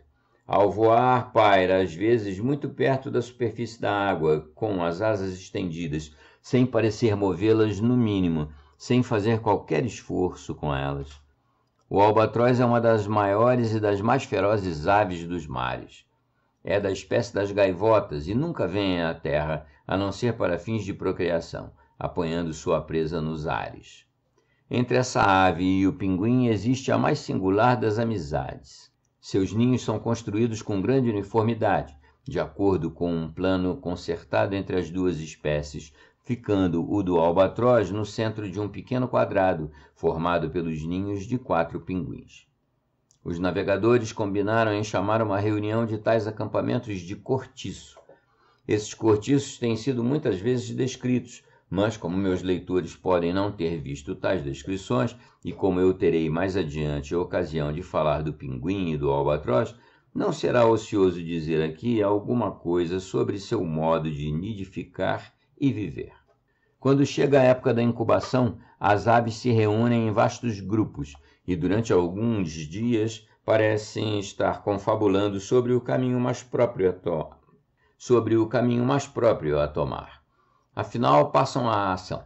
Escolhe-se um trecho de terreno plano, de extensão conveniente, usualmente compreendendo 3 ou 4 acres, e situado tão perto do mar quanto possível, mas fora do alcance das ondas. O lugar é escolhido tendo em vista a igualdade da superfície, preferindo-se o menos pedregoso. Feito isso, os pássaros passam de comum acordo e, dirigidos aparentemente por uma só cabeça, a traçar com correção matemática ou um quadrado ou outro paralelogramo, tal como mais convém à natureza do solo, e de tamanho suficientemente justo para acomodar com facilidade todas as aves do grupo e não mais. Nesse particular, parecendo querer evitar o acesso de futuros vagabundos que não participaram dos trabalhos de construção. Um lado do lugar assim demarcado corre paralelamente com a orla da água e é deixado aberto para a entrada e saída. Tendo definido os limites do cortiço, a colônia começa então a limpá-lo de toda a espécie de calhaus, retirando pedra por pedra e carregando-as para fora das lindes, mas junto a elas, de modo a formar uma muralha nos 3 lados de terra. Precisamente dentro dessa parede formam um passeio perfeitamente plano de 1,80 m e 2,40 m de largura, que se estende em torno do acampamento, servindo assim para os fins de passear. O processo seguinte é a repartição da área, em pequenos quadrados exatamente iguais no tamanho. Faz-se isso formando estreitos caminhos bem lisos, que se cruzam em ângulos retos por toda a extensão do cortiço. Em cada interseção desses caminhos se constrói o ninho de um albatroz, ficando o ninho de um pinguim no centro de cada quadrado. Assim, cada pinguim é rodeado por 4 albatrozes, e cada albatroz por um número idêntico de pinguins. O ninho dos pinguins consiste de um buraco no chão, tendo apenas a profundidade suficiente para impedir que seu único ovo role. O albatroz é um tanto menos simples em seus arranjos, construindo um montículo de cerca de 30 centímetros de altura e 90 de diâmetro. Esse montículo é feito de terra, algas e conchas. No seu cimo, o albatroz constrói seu ninho. As aves têm cuidado especial em não deixar seus ninhos desocupados um só instante, durante o período de incubação ou, de fato, até que a jovem progênie seja bastante forte para cuidar de si própria. Quando o macho está ausente no mar à busca de alimentos, a fêmea permanece de guarda, e é só depois da volta de seu companheiro que ela se aventura a sair. Os ovos, de modo algum, são deixados descobertos. Enquanto uma das aves sai do ninho, a outra se aninha por seu lado nele. Essa preocupação torna-se necessária em vista das propensões de roubo dominantes no cortiço, não tendo cada habitante escrúpulo em furtar os ovos dos outros, a cada boa oportunidade. Embora haja alguns cortiços nos quais o pinguim e o albatroz sejam os únicos habitantes, na maioria deles, porém, ampla variedade de aves oceânicas é admitida, gozando de todos os privilégios de cidadania e espalhando seus ninhos aqui e ali, onde puderem achar espaço, sem interferir, porém, com a localização das espécies maiores. A aparência de tais acampamentos, quando vistos de longe, é extremamente singular. Toda a atmosfera, bem por cima do estabelecimento, se enegrece com um número imenso de albatrozes, misturados com as tribos menores, que continuamente pairam sobre ele, indo para o oceano ou regressando para casa.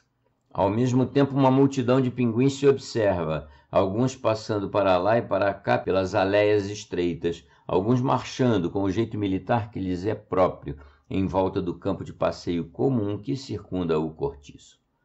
Em suma, de qualquer modo que o encaremos, nada pode ser mais admirável do que o senso de reflexão revelado por esses entes alados, e nada, certamente, pode ser mais bem destinado a provocar a meditação em todo o intelecto humano que raciocine. Na manhã seguinte à nossa chegada a Porto Natal, o imediato Sr. Patterson tomou os botes e, embora a estação estivesse começando apenas, saiu à busca de focas, deixando o capitão e um jovem parente deste numa ponta de terra nua a oeste, pois tinham alguma coisa a realizar no interior da ilha que não pude saber o que fosse.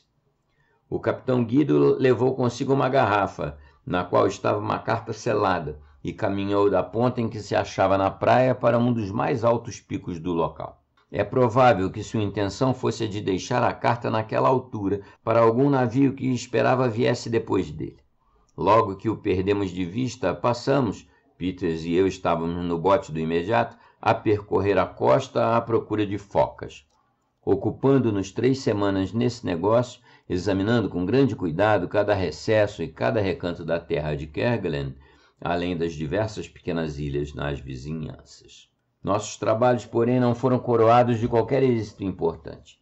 Vimos grande quantidade de focas de peles de valor, mas eram excessivamente ariscas, e com os maiores esforços pudemos apenas arranjar 350 peles ao todo. Elefantes marinhos eram abundantes, especialmente no lado ocidental da ilha principal, mas só matamos 20 deles, assim mesmo com a maior dificuldade. Nas ilhas menores descobrimos muitas focas peludas, mas não as molestamos. Voltamos à escuna no dia 11, e lá o capitão Guido e seu sobrinho, que fizeram uma descrição muito ruim do interior, apresentando-o como uma das regiões mais lúgubres e extremamente estéreis do mundo. Tinham permanecido 2 noites na ilha, devido a algum desentendimento por parte do segundo piloto, relativamente ao envio de um escaler da escuna para buscá-los. Capítulo 15. No dia 12 navegamos de Porto Natal, refazendo nossa rota para oeste e deixando a bom bordo a ilha de Marion, uma do grupo de Crozet. Passamos depois pela ilha do Príncipe Eduardo, deixando-a também à nossa esquerda. Depois, rumando mais para o norte, alcançamos em 15 dias as ilhas de Tristão da Cunha, a 37 graus e 8 minutos de latitude sul e 12 graus e 8 minutos de longitude oeste. Este grupo, agora tão bem conhecido e que consiste de 3 ilhas circulares, foi primeiramente descoberto pelos portugueses e visitado depois pelos holandeses em 1643 e pelos franceses em 1767. As 3 ilhas juntas formam um triângulo e distam entre si 10 milhas cada uma, mais ou menos. O terreno é em todas elas muito elevado, especialmente na propriamente chamada Tristão da Cunha. Esta é a maior do grupo, tendo 15 milhas de circunferência e sendo tão alta que pode ser vista em tempo claro de uma distância de 80 ou 90 milhas. Uma parte do terreno para o norte ergue-se perpendicularmente a mais de 300 metros do mar. Um planalto estende-se nessa elevação até quase o centro da ilha, e desse planalto se levanta um cone alto como o de Tenerife. A metade inferior desse cone é revestida de árvores de bom tamanho, mas a região superior é de rocha estéril, habitualmente oculta entre nuvens e coberta de neve durante a maior parte do ano. Não há bancos de areia nem outros perigos em torno da ilha. As praias são notavelmente seguras e as águas profundas. Na costa do noroeste há uma baía com uma praia de areia preta, onde um desembarque com botes pode ser facilmente efetuado, contanto que haja vento do sul. A água excelente e abundante pode ser ali prontamente encontrada. Também bacalhaus e outros peixes podem ser apanhados com linha ou arpão. A ilha que se segue em tamanho, a mais ocidental do grupo, é a chamada Inacessível. Está situada precisamente a 37 graus e 17 minutos de latitude sul e a 12 graus e 24 minutos de longitude oeste. Tem 7 ou 8 milhas de circunferência e apresenta, por todos os lados, um aspecto proibitivo de despenhadeiros. Seu cume é perfeitamente chato e toda a região é estéril, nada crescendo ali, à exceção de poucos arbustos definhados. A ilha do Rochinol, a menor e a mais meridional, está a 37 graus e 26 minutos de latitude sul e a 12 graus e 12 minutos de longitude oeste. Para a extremidade meridional há uma certa cadeia de ilhotas rochosas. Também algumas de aparência semelhante são vistas para nordeste. O terreno é irregular e estéril, parcialmente separado por um vale profundo. As praias dessas ilhas abundam na estação propícia de leões marinhos, elefantes marinhos, focas nuas e peludas, bem como grande variedade de pássaros oceânicos. Também baleias são abundantes em suas vizinhanças. Graças à facilidade com que tão variados animais ali eram antigamente encontrados, o grupo foi muito visitado desde sua descoberta. Holandeses e franceses frequentaram-no no primeiro período. Em 1790, o capitão Patton, do navio Industry de Filadélfia, foi a Tristão da Cunha, onde permaneceu 7 meses, de agosto de 1790 a abril de 1791, a fim de reunir peles de focas. Nesse tempo, juntou nada menos de 5.600 e disse que não teria dificuldade em carregar de peles um grande navio em 3 semanas. Depois de sua chegada, não encontrou quadrúpedes, a não serem poucas cabras selvagens. Na ilha agora abundam todos os nossos mais valiosos animais domésticos, que ali foram introduzidos pelos navegantes subsequentes. Creio não ter sido muito depois da visita do capitão Patton que o capitão Colquhoun, do brigue americano Betsy, tocou na maior das ilhas para fim de descanso. Plantou cebolas, batatas, couves e muitos outros vegetais que agora se encontram em grande quantidade. Em 1811, um tal capitão Haywood, no Nereus, visitou Tristão. Encontrou lá 3 americanos que residiam na ilha para preparar pele de foca e óleo. Um desses homens chamava-se Jonathan Lambert e proclamava-se o soberano da região. Lavrara e cultivara cerca de 60 geiras de terra e devotava sua atenção à lavoura de café e cana-de-açúcar, de que recebera mudas pelo ministro americano no Rio de Janeiro. Esse estabelecimento, contudo, foi abandonado, e em 1817 o governo britânico tomou posse, tendo enviado para esse fim um destacamento do Cabo da Boa Esperança. Não foram, contudo, retidas muito tempo, mas depois, na evacuação das ilhas como possessão britânica, 2 ou 3 famílias inglesas fixaram ali residência, independentemente do governo. A 25 de março de 1824, o Berwick, comandado pelo capitão Jeffrey, indo de Londres à terra de Van Diemen, chegou ao local onde encontrou um inglês de nome Glass, outrora cabo da artilharia britânica. Ele pretendia ser o governador supremo das ilhas e tinha sob seu controle 21 homens e 3 mulheres. Falou muito favoravelmente sobre a salubridade do clima e a uberdade do solo. A população se ocupava principalmente em reunir peles de foca e óleo de elefante marinho, que negociava com o Cabo da Boa Esperança, pois Glass possuía uma pequena escuna.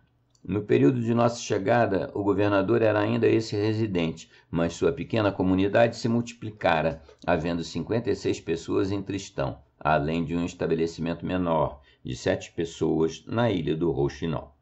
Não tivemos dificuldade em encontrar quase todas as espécies de reabastecimentos de que necessitávamos: carneiros, porcos, bezerros, coelhos, aves, cabras, peixes em grande variedade e vegetais eram todos abundantes.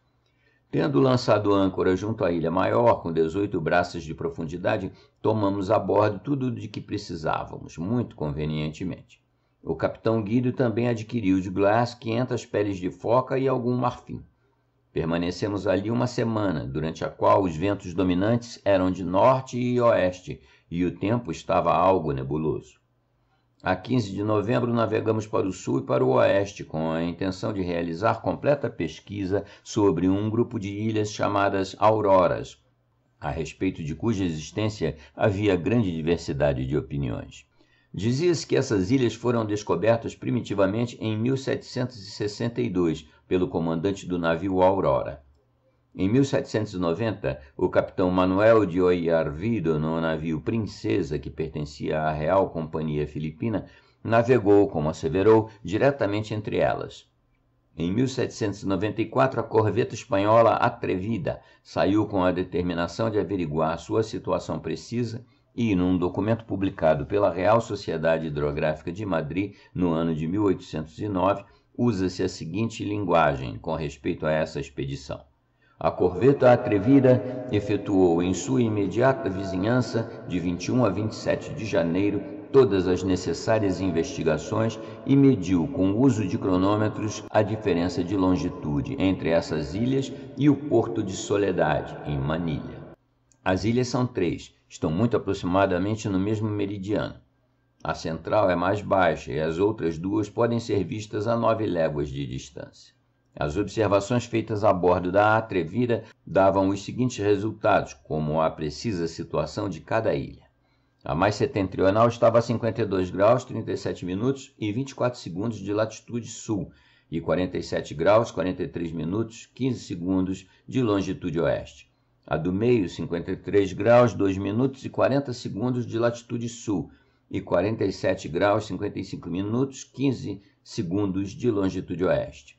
e a mais ao sul, a 53 graus e 15 minutos e 22 segundos de latitude, 47 graus e 57 minutos, 15 segundos de longitude oeste. A 27 de janeiro de 1820, o capitão James Weddell, da Marinha Inglesa, partiu da terra de Staten, também em busca das auroras.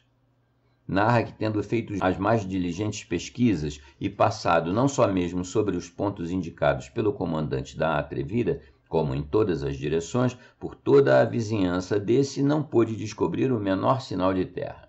Esses informes divergentes induziram outros navegantes a procurar essas ilhas, e é estranho dizer, enquanto alguns cruzaram todas as polegadas do mar, no local onde se supunha que elas existissem, sem encontrá-las, não poucos foram os que positivamente declararam havê-las visto, e mesmo haver estado junto de suas praias. Era intento do capitão Guido fazer todos os esforços a seu alcance para decidir uma questão tão estranhamente disputada. Conservamos nosso roteiro entre o sul e o oeste, com tempo variável, até o dia 20 do mês, quando nos encontramos na região discutida. Estávamos a 53 graus 15 minutos de latitude sul e 47 graus e 58 minutos de latitude oeste, isto é, muito próximos do ponto indicado como a situação da mais meridional do grupo. Não percebendo qualquer sinal de terra, continuamos para o ocidente, no paralelo 53 sul, até o meridiano de 50 graus oeste. Voltamos então para até o paralelo de 52 graus sul, quando nos viramos para leste e conferimos nosso paralelo por duplas altitudes, de manhã e pelas altitudes meridianas dos planetas e da Lua. Tendo para leste até o meridiano da costa ocidental da Geórgia, conservamos aquele meridiano até estarmos na latitude de que tínhamos saído.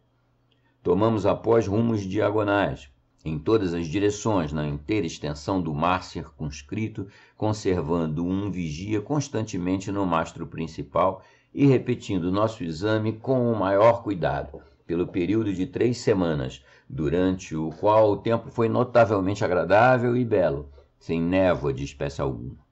Naturalmente, ficamos inteiramente cientes de que, se as ilhas pudessem haver existido naquelas proximidades, em qualquer período anterior, nenhum vestígio delas restava nos dias atuais. Depois de minha volta ao lar, soube que o mesmo local fora percorrido em 1822 com igual cuidado pelo capitão Johnson, da escuna americana Henry, e pelo capitão Morrell, da escuna americana Wasp. Em todos os casos, o resultado foi o mesmo que obtivemos. Capítulo 16. Fora a intenção original do capitão Guido, depois de satisfazer-se das auroras, prosseguir pelo Estreito de Magalhães e subir ao longo da costa ocidental da Patagônia. Mas uma informação em Tristão da Cunha induziu-o a rumar para o sul, na esperança de dar com algumas ilhotas que se diziam encontrarem-se nas vizinhanças do paralelo 60 graus sul, longitude 41 graus 20 minutos oeste. No caso de não descobrir essas ilhas, resolveu, caso a estação se mostrasse favorável, atirar-se na direção do polo. Em consequência, a 12 de dezembro, navegamos naquela direção. A 18, encontramos-nos perto do ponto indicado por Glass e cruzamos por 3 dias naquelas cercanias, sem encontrar quaisquer sinais das ilhas que ele mencionara. A 21, tornou-se o tempo anormalmente agradável e de novo navegamos para o sul com a resolução de avançar por aquela rota tão longe quanto possível. Antes de entrar nesta parte de minha narrativa, pareceria bem, para informação daqueles leitores que pouca atenção têm prestado aos das descobertas nessa região, dar um breve relato das pouquíssimas tentativas até então feitas para alcançar o Polo Sul.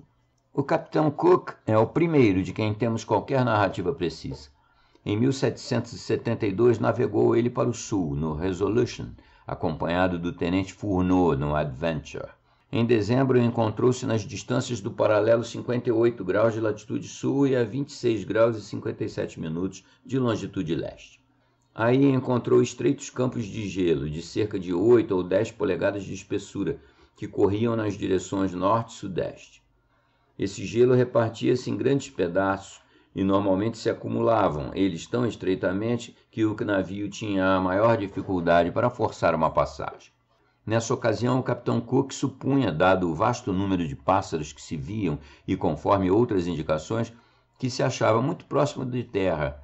Conservou o rumo ao sul, estando o tempo excessivamente frio, até que alcançou o paralelo de 64 graus, na longitude de 38 graus e 14 minutos leste. Ali o tempo era moderado, com brisas suaves, e durante 5 dias o termômetro marcou 36 graus. Em janeiro de 1773, os navios cruzaram o Círculo Antártico, mas não conseguiram adiantar-se muito mais, porque depois de alcançar a latitude de 67 graus e 15 minutos, verificaram que todos os progressos para a frente eram impedidos por uma massa imensa de gelo que se estendia por todo o horizonte meridional até onde o olho pudesse alcançar. Era esse um gelo de extrema variedade e muitas pontas dele, por milhas de extensão, formavam uma compacta massa que se alteava a 5 ou 6 metros sobre a água. Estando a estação adiantada e não havendo quaisquer esperanças de contornar esses obstáculos, o capitão Cook, embora a contragosto, rumou para o norte. No seguinte novembro, renovou sua pesquisa pelo Antártico. Na latitude 59 graus e 40 minutos, encontrou-se com uma forte corrente dirigida para o sul. Em dezembro, quando os navios estavam na latitude de 67 graus e 31 minutos e na longitude de 142 graus e 54 minutos oeste, o frio era excessivo e com fortes tempestades e nevoeiro. Também aí os pássaros abundavam, o albatroz, o pinguim e o petrel, especialmente. Na latitude de 70 graus e 23 minutos, várias grandes ilhas de gelo foram encontradas e pouco depois as nuvens observadas ao sul revelaram ser de brancura de neve, indicando a vizinhança do campo de gelo. Na latitude de 71 graus e 10 minutos e longitude de 106 graus e 54 minutos oeste, os exploradores foram detidos, como anteriormente, por uma imensa extensão gelada que enchia toda a área de horizonte meridional. A orla norte dessa extensão era anfractuosa e quebrada, tão firmemente cheia por inteiro de frinchas como para tornar-se completamente intransponível, e estendia-se a cerca de 1 milha para o sul.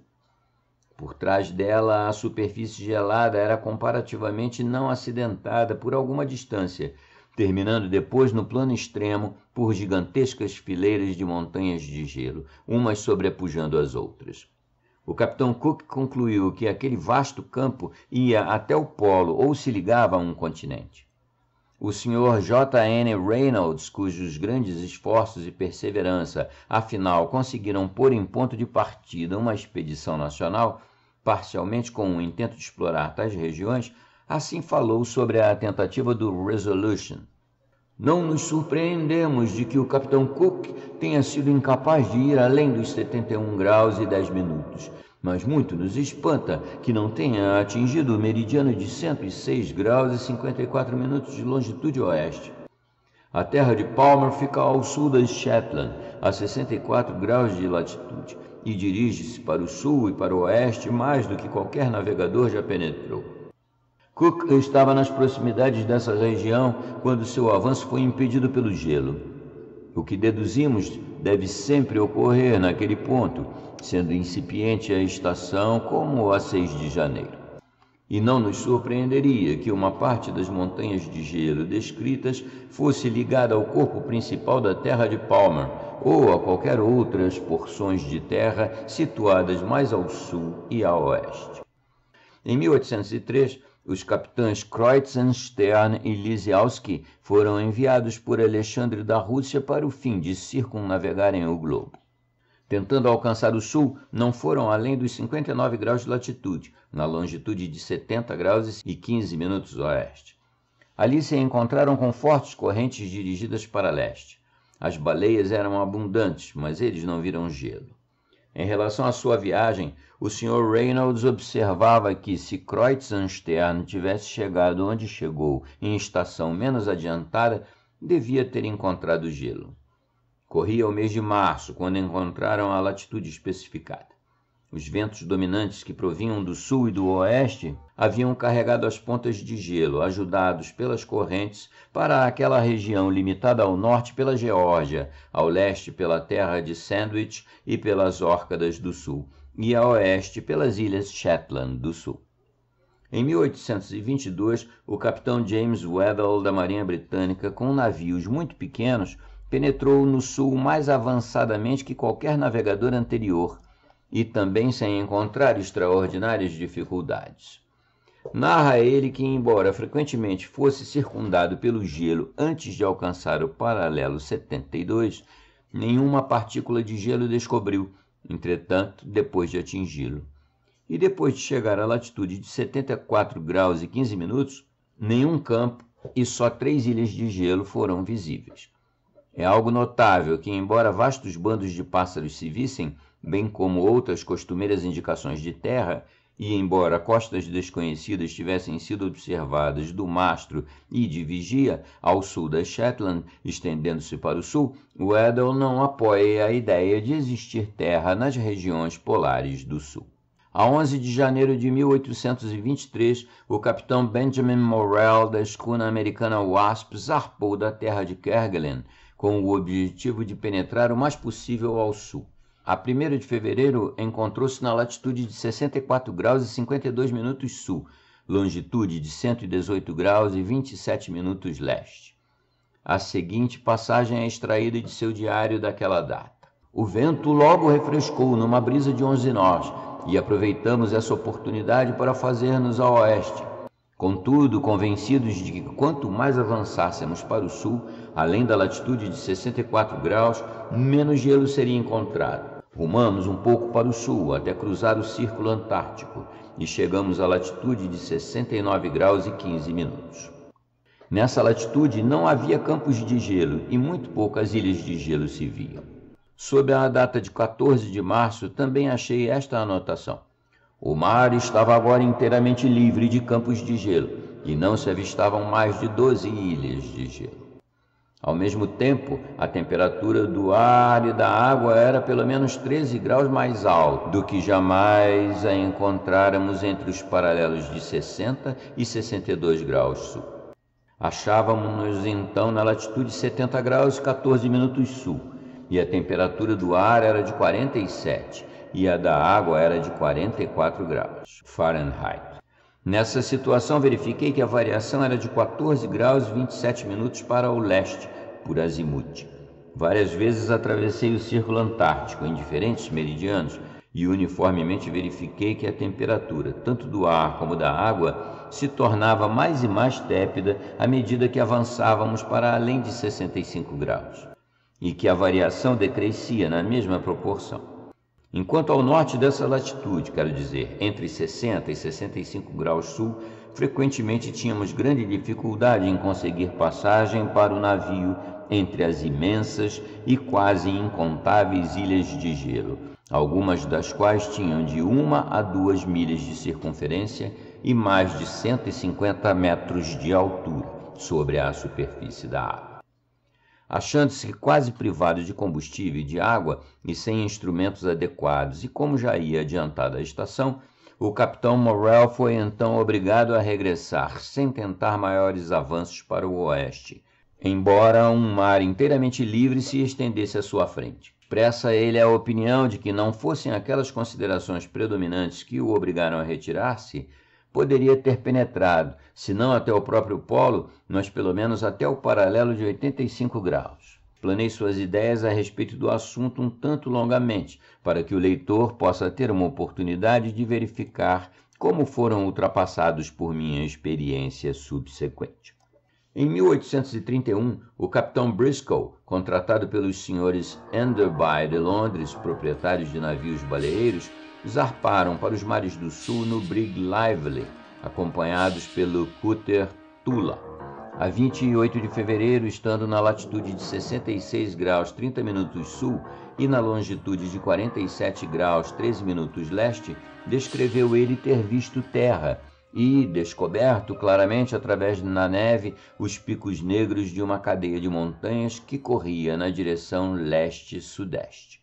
Permaneceu naquelas cercanias durante todo o mês seguinte, mas não foi capaz de aproximar-se mais do que 10 léguas da costa, devido ao estado tempestuoso do tempo.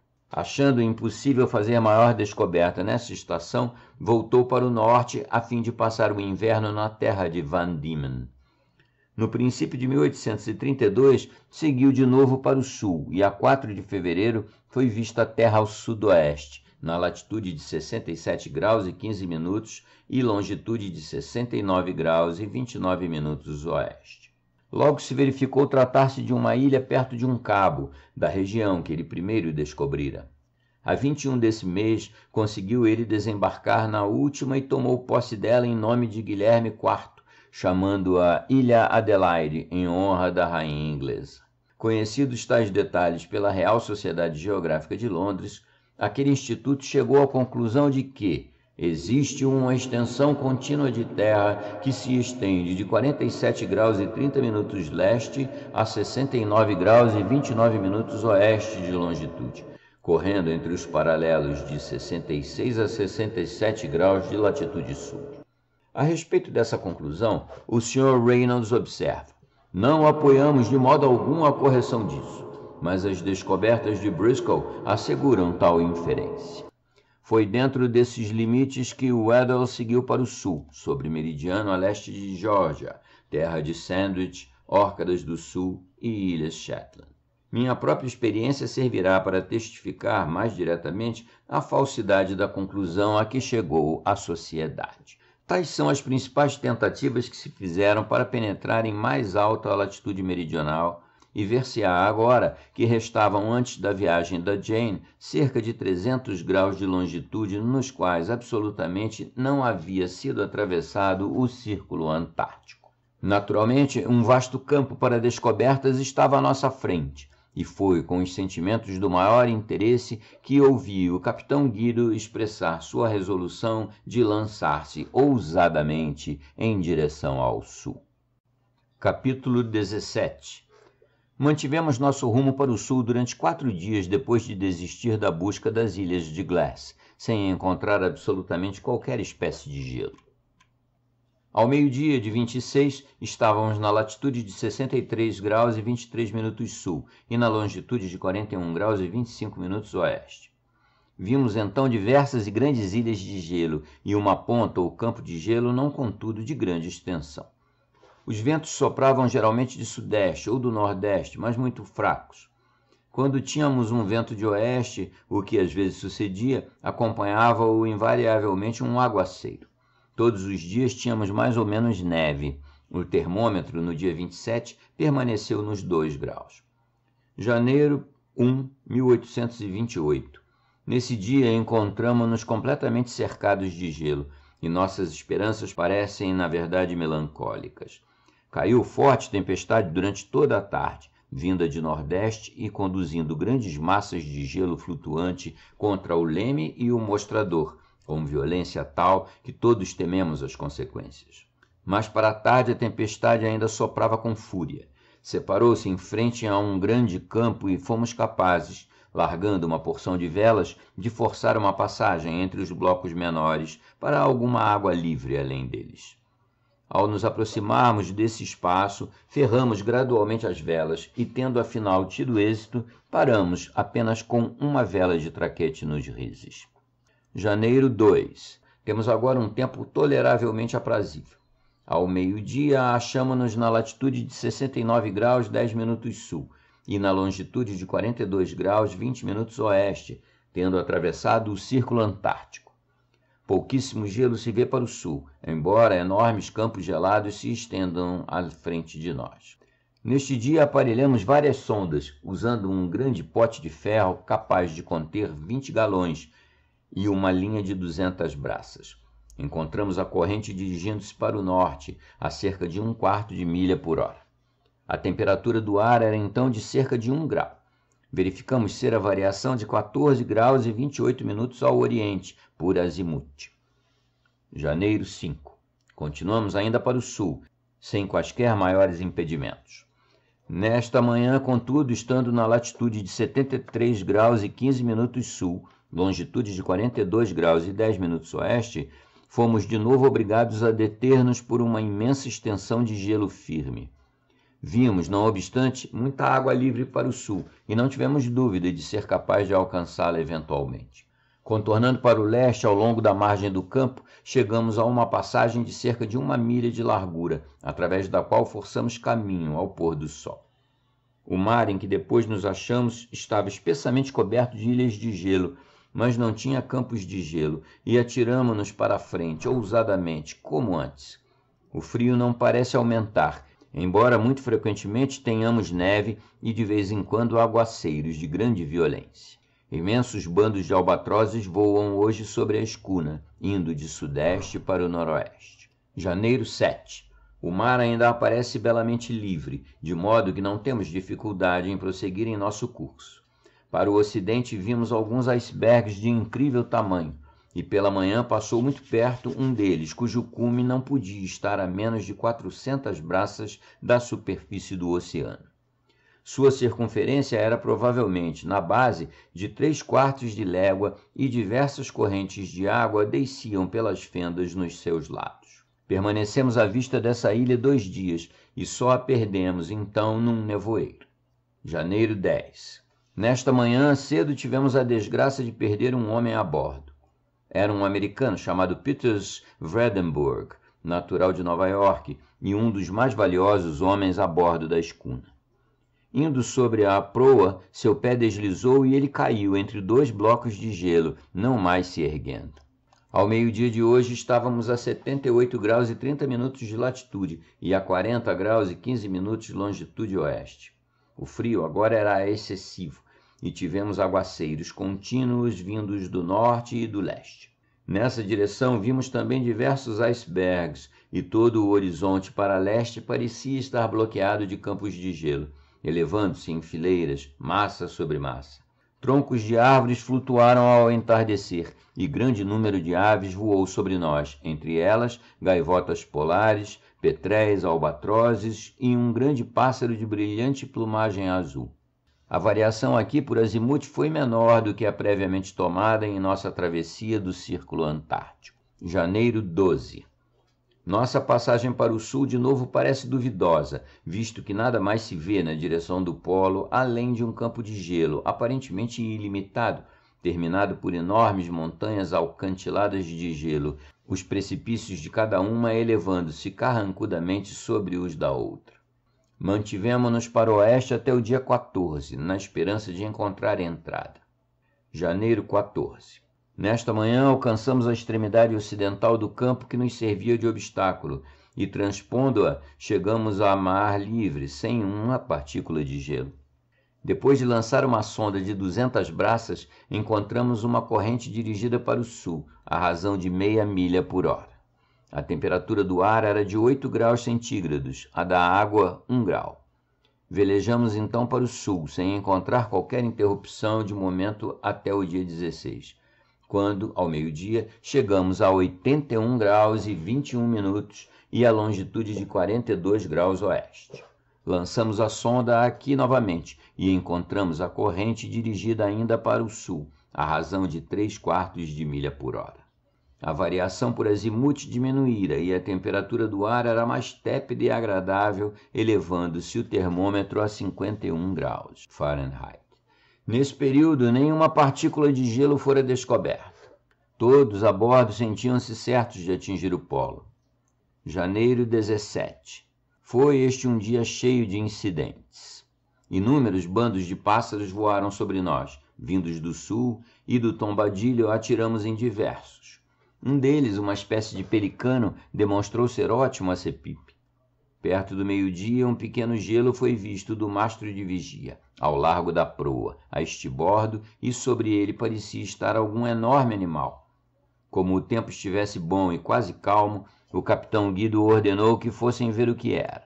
Dirk Peters e eu acompanhamos o piloto no bote maior. Depois de alcançar o campo de gelo, verificamos que seu dono era uma criatura gigantesca, da raça dos ursos árticos, porém excedendo de muito em tamanho o maior desses animais. Estando bem armados, não tivemos escrúpulos em atacá-lo imediatamente. Diversos tiros foram então dados, em rápida sucessão, a maioria dos quais aparentemente atingiu a cabeça e o corpo. Nada temeroso, contudo, o monstro atirou-se do gelo e nadou, com as mandíbulas abertas, para o bote em que eu e Peters nos achávamos. Devido à confusão que se seguiu entre nós, a essa inesperada reviravolta da aventura, ninguém se apressou imediatamente a dar um segundo tiro, e o urso conseguiu efetivamente lançar metade de seu corpanzil sobre nossa amurada, apanhando um dos homens pelo costado antes que fossem empregados quaisquer meios eficientes para repeli-lo. Nessa extrema situação, apenas a rapidez e a agilidade de Peters nos salvaram da destruição. Saltando sobre as da enorme fera, ele mergulhou a lâmina de uma faca atrás do pescoço do animal, alcançando-lhe a medula espinhal num golpe. O bruto afundou-se sem vida no mar, sem uma estremeção, rolando sobre Peters, que caiu.